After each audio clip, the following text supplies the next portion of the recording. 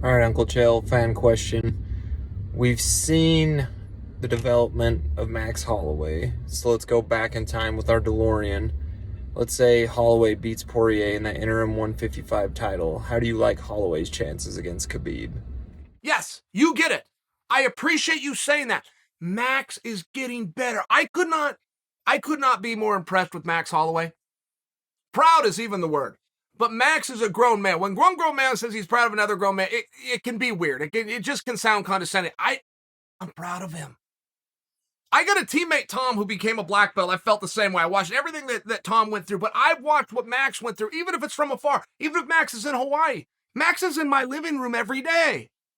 I'm on the dirt, I'm on the manias and the elbows. I'm listening to the Helwanis and the Luke Thomases of the world every single day. I'm reading what Kevin Iole says, and I'm Mark Riamonde, I'm Brett Okamoto. I got Max with me every day. I'm watching what he's going through. He's getting better. What? Why? Why? What would your motivation be to get better? He's a former world champion who's going into the Hall of Fame. Not to mention, he can commentate.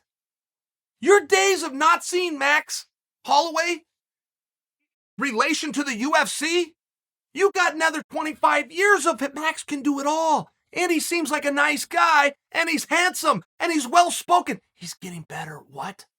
How? How do you get better? He's got the same coaches. He lives in the same house, which means he goes to the same gym. He's in a stinking pandemic. Nobody can get better in a pandemic. You can't get workouts. He did. How? I don't have the answer to this. By the way, this is an open-ended rhetorical question. I am in search of the answer. I currently coach kids at Westland High School. I will become a better coach if I can find this answer. This is one of the most philosophical riddles in all of sport.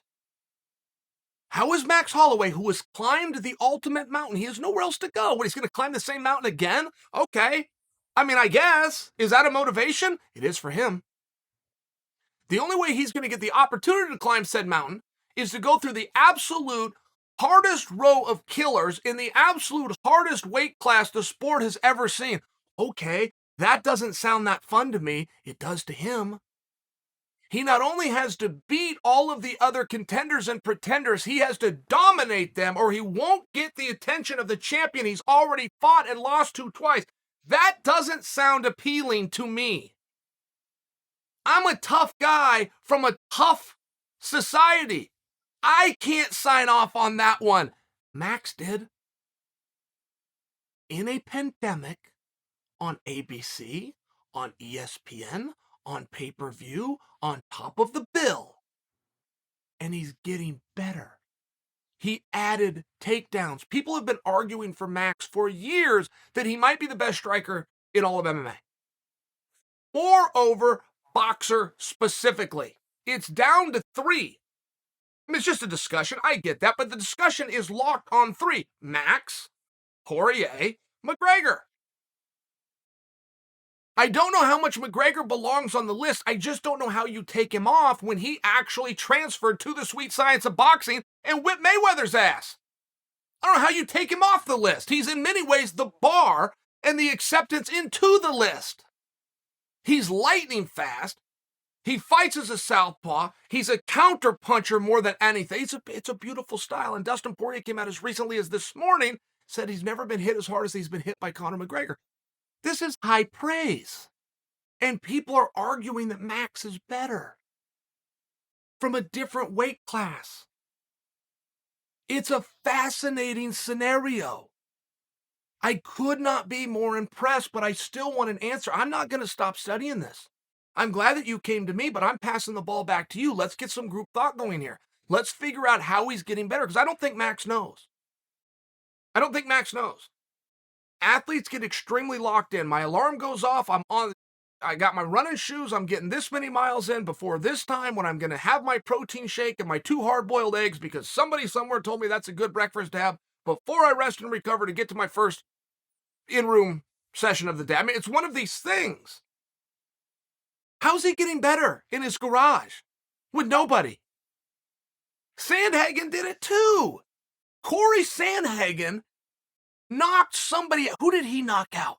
Corey Sandhagen hit a spinning wheel kick and knocked somebody out and said that he had like a practice dummy in his garage and he had no one to work out with. So he just kept kicking that bag or he just kept doing this kick because it was one of the few things he had room in his garage to do. He goes and hits it in live competition and gets a knockout.